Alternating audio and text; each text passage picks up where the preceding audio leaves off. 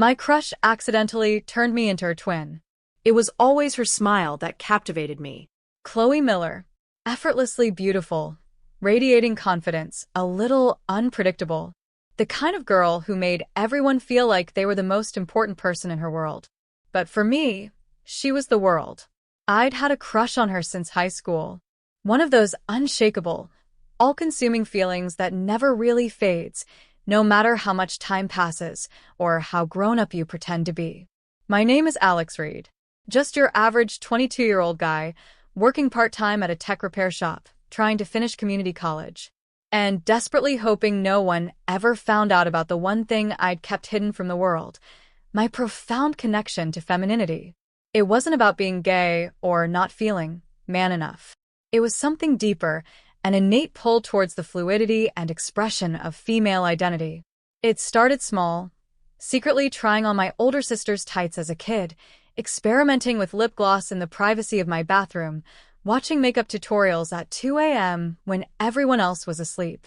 All I knew was that when I looked in the mirror and saw even a glimpse of it, a softer lash line, fuller lips, a gentler curve, it felt like I was truly breathing for the first time. I kept it locked away. My mom thought I was just a quiet kid. My friends, well, I never let them close enough to find out. And Chloe? She didn't even know I existed back then. That all changed 3 weeks ago. Chloe moved into the apartment directly across the hall from mine.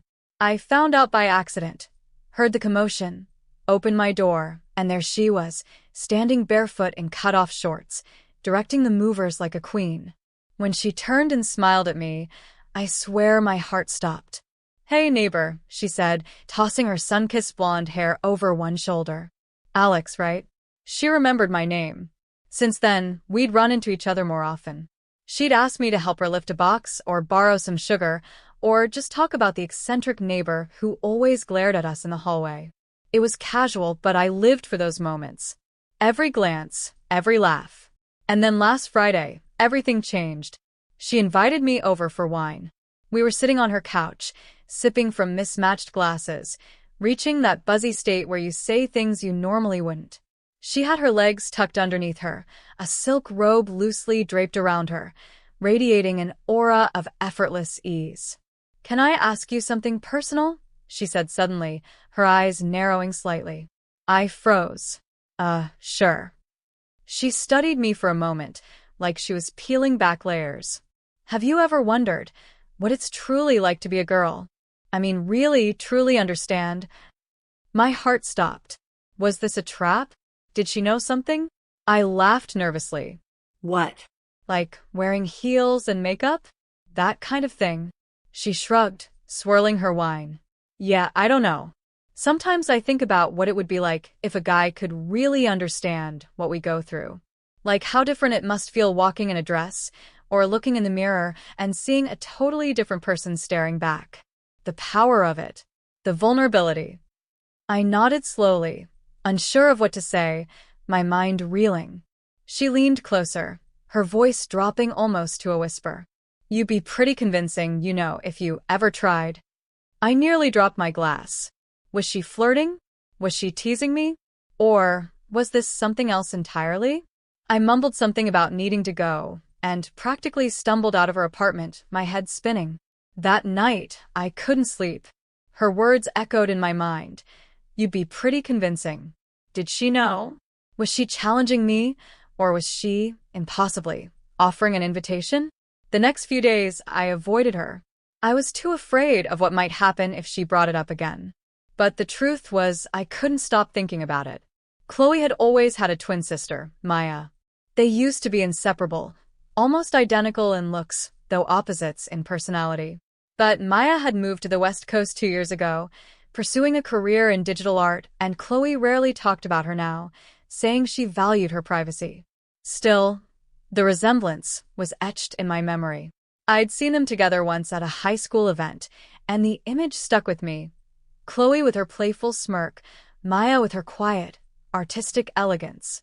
Same face, subtly different souls. That's when the idea hit me. What if I could become her? Not just a girl, not just any girl, but her twin. The apartment complex we lived in wasn't glamorous. Beige walls, creaky floors, and a perpetually weird smell in the hallway. But my place was my sanctuary, small, quiet, filled with secrets. My closet had two sides, one with old jeans and boring polos, the other hidden behind a false panel I'd built myself. Behind it, skirts, wigs, heels, lingerie, my private collection, my other self. Every weekend, when I knew no one would visit, I'd let her out. Not Alex, but Astra. I'd created her over the years, carefully curating the look, the walk, the smile. I practiced her voice until it sounded real enough to fool a stranger. Astra wasn't just a disguise. She was who I felt I was deep down in moments when the world wasn't watching. And now, with Chloe's words still ringing in my ears, Astra was growing restless. Could I do it? Could I become Chloe's sister? Was it just a fantasy, or something more? There was always a tightrope between thrill and terror. Every time I slipped into lace panties or painted on lipstick, there was a rush of euphoria, immediately chased by guilt. Shame. The fear of someone opening the door and seeing me like that. What would they think? What would Chloe think? But lately, that fear had started to fade. The more I embraced Astra, the more alive I felt. I started watching old videos of Maya online. An interview she did for a college art project, her occasional quirky social media posts, her distinctive makeup tutorials. I studied her voice, her mannerisms, her favorite color, a soft, almost dusty rose, her signature winged eyeliner. I became obsessed. And then I made the decision. Just one night, I would transform not just into Astra, but into Maya. I'd wear her style, mimic her walk, look in the mirror, and become her completely. No one would know except me. It would be my secret, my ultimate escape. But secrets don't stay hidden forever. The decision didn't feel real until I stood in front of my mirror that Saturday night, the apartment silent except for the soft buzz of the city outside.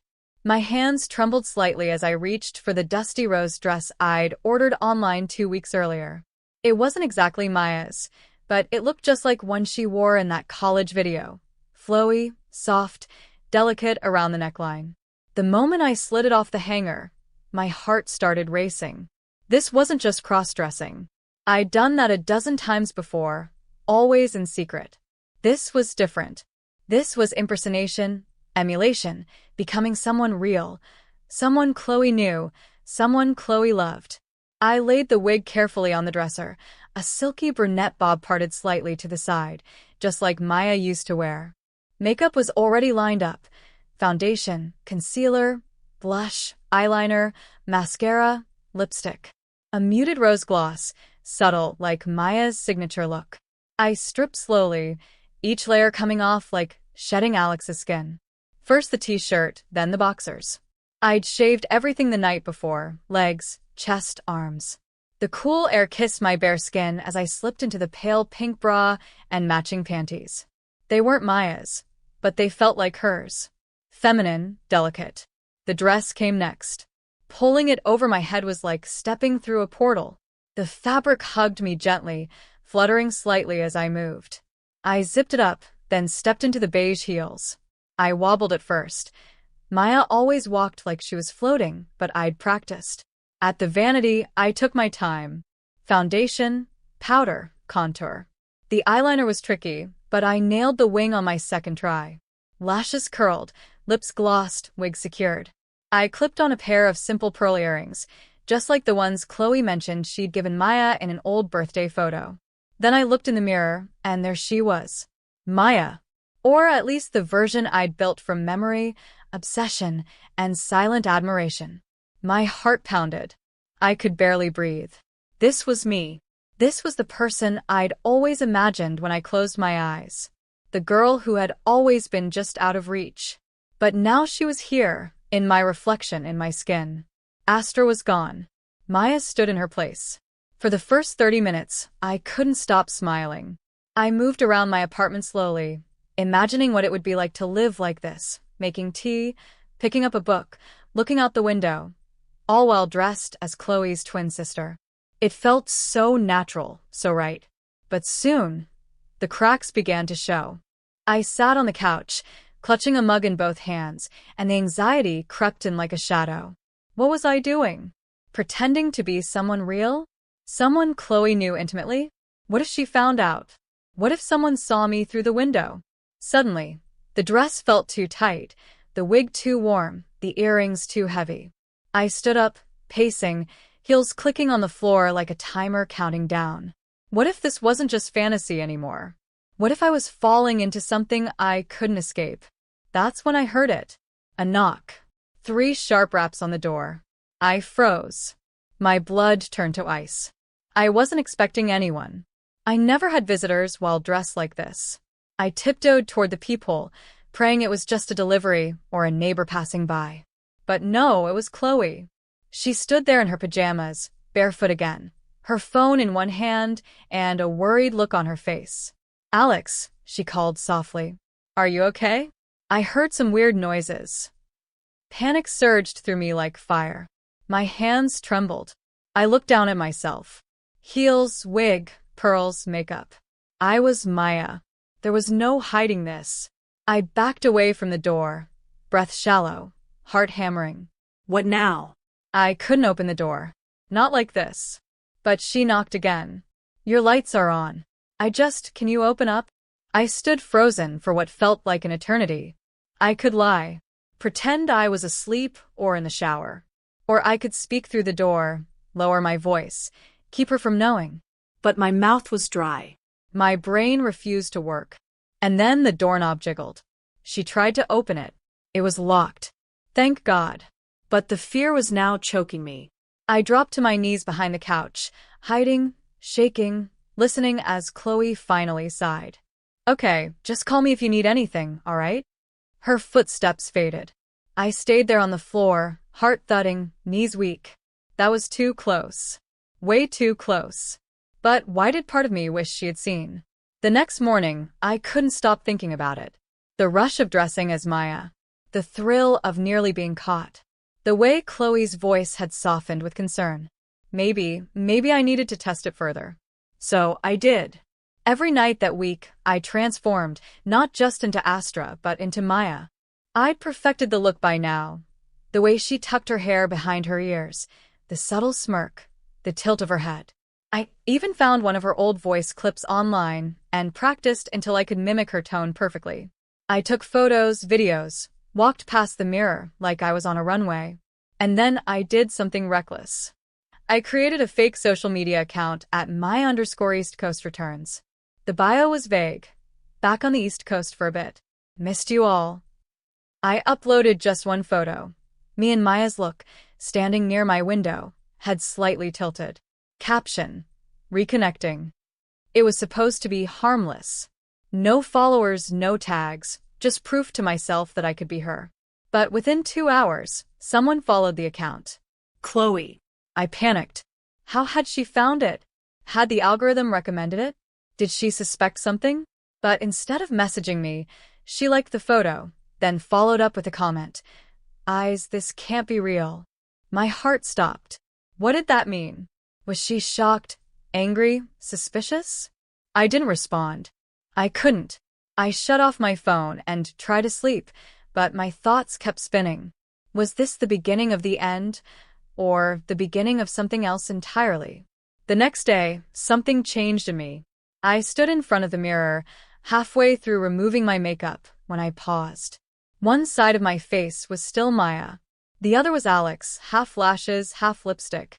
It hit me like a punch in the gut. I wasn't just pretending anymore. I didn't want to be Alex. Not all the time. Not when being Maya felt so right, so free. But if I kept going, what was I risking? My friendship with Chloe, my privacy, my sanity. Was I spiraling into something dangerous? And yet, I couldn't stop. On Thursday, Chloe texted me, "Hey Alex, weird question. Are you free Saturday night?" I stared at the message for a full minute before replying. "Yeah." "What's up, Chloe?" Her reply chilled me. "I need a huge favor. It's kinda out there, but I think you're the only one who can help." Me. "I'm listening." She sent back a voice note, her tone casual, but I sensed an edge underneath. "No prank. Look, I'll explain everything when you come over. Bring that dusty rose dress and makeup. Trust me. My throat went dry. She knew. She had to. Why else mention that dress? Still, I couldn't resist. I packed my bag with trembling hands, heels, wig, makeup kit, breast forms, even the pearl earrings. Every piece was a risk. Every item could destroy the fragile reality I lived in. But I had to know. Why was she doing this? Why now? Chloe greeted me at her apartment door, wearing a sleek red cocktail dress, heels already on, her long hair curled to perfection. She looked like she was about to walk the red carpet. She gave me a once-over and smirked. You're late. I couldn't decide what to wear. I joked weakly, clutching my overnight bag like a shield. She stepped aside, letting me in. I have a little problem, she said, motioning to the living room. A client I'm pitching to tonight is a massive fan of Maya's old art installations. I might have told him she'd be making a surprise appearance at a networking event. My heart stopped. Wait, you told someone your twin sister, who values her privacy and lives across the country, was going to show up at a client dinner? She shrugged, grabbing a glass of wine. I didn't say she lives across the country. I just said she's very private. Everyone assumes. I never corrected them. She sipped. Don't freak out. I wasn't planning to follow through. But then I saw that Instagram post. My stomach dropped. So, you didn't know until then? She smirked. Not right away. I thought it was just some fan account using her image. But then I looked closer. The dress, the earrings, the pose. You studied her. I felt like the ground beneath me cracked open. Chloe, I'm not mad, she interrupted. Actually, I'm curious. I mean, why Maya? Why not just some random girl? I couldn't meet her eyes. Because she was perfect, I whispered. The silence between us was sharp. Then she laughed, a short, sharp burst. You always were a little obsessed with her work. She walked toward me slowly, eyes narrowing. So, can you do it? Be her, just for tonight. The transformation felt different this time. I wasn't alone. I wasn't hiding. Chloe sat cross-legged on her bed, sipping wine, watching me. I smoothed on the foundation. Her eyes followed every brushstroke, liner, lashes, lipstick. When I clipped on the earrings, she tilted her head and smiled. You're getting good at this. Practice, I muttered, heart pounding. Then I stood and slipped into the dusty rose dress, zipping it up with careful precision. Wig on. Heels clicked against the hardwood. I turned. Chloe gasped. For a long second, she said nothing. Then, softly, Maya. She stood, walking in slow circles around me. Her fingers touched my shoulder, my hair, my cheek. You even smell like her, she whispered. I didn't know what to say. This wasn't a game anymore. This was real. We arrived at the upscale rooftop lounge just after 8 p.m. The place was full of polished people, soft lighting, wine glasses glinting. I kept my posture perfect, voice a little higher, gestures softer. Every step in those heels was a performance. Chloe introduced me to the client, Mr. Henderson, a fashion investor who clearly remembered Maya from her old art exhibitions. She looks even better in person, he gushed. Chloe laughed. It's the lighting. I played along, smiling politely, answering questions vaguely. And for the first time in my life, I felt seen. Not as Alex pretending, but as Maya. Men complimented my dress. Women smiled at me. I could see admiration, envy, interest in their eyes. This was power. This was beauty. This was me. After a few drinks, Mr. Henderson leaned in, slightly tipsy. Hey, didn't you have a little scar on your left wrist? From that mountain biking accident a few years back. My heart seized. Chloe's smile faltered. Oh, that, I blurted, my voice barely a whisper. Laser removal. I took a long sip of wine to hide my trembling hand. Mr. Henderson blinked. Oh, right. Guess that's a thing now. Chloe grabbed my hand under the table and squeezed hard. That was too close. We burst into the apartment, giggling, half from the alcohol, half from the sheer madness of what had just happened. You were perfect, Chloe said, flopping onto the couch. Seriously, you were her. I collapsed beside her, kicking off my heels. It was terrifying. She handed me another glass of wine. But thrilling? I nodded. Then her voice dropped. So tell me, Alex, is this who you want to be? I froze. What do you mean? I mean, she said slowly, I watched you tonight. You didn't just pretend. You were Maya. And not just for me. Silence. I don't know, I admitted. Sometimes I feel like I'm not pretending at all. Like I'm only real when I'm her. Chloe reached over, brushing a strand of hair from my face. I think I've always known, she whispered. You were never just my best guy friend. My heart fluttered. Then who am I? She leaned in close enough for me to feel her breath. You're her, she said. You're Maya now. Or at least, the Maya you were meant to be. The next morning, I woke up on her couch, still wearing the dusty rose dress, makeup smudged, hair a mess. Chloe was nowhere to be seen. On the table sat my phone and a note. You have until noon to decide. If you want to keep pretending, walk away. Go back to your apartment. No one will know. But if you want to be her, really be her, meet me at the train station. Platform 2. Don't bring anything except the red dress. I stared at the words, heart racing. What was she doing? Was this another game, or was she serious? I looked in the mirror.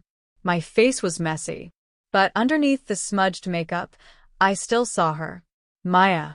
And the terrifying truth hit me. I didn't want to go back. Not to Alex. Not anymore. I grabbed the red dress that Chloe had bought for me. A bold, confident shade she always said suited Maya's fire, and headed out the door. The streets blurred past. The platform was almost empty when I arrived. Chloe stood there, suitcase in hand, her eyes scanning the crowd.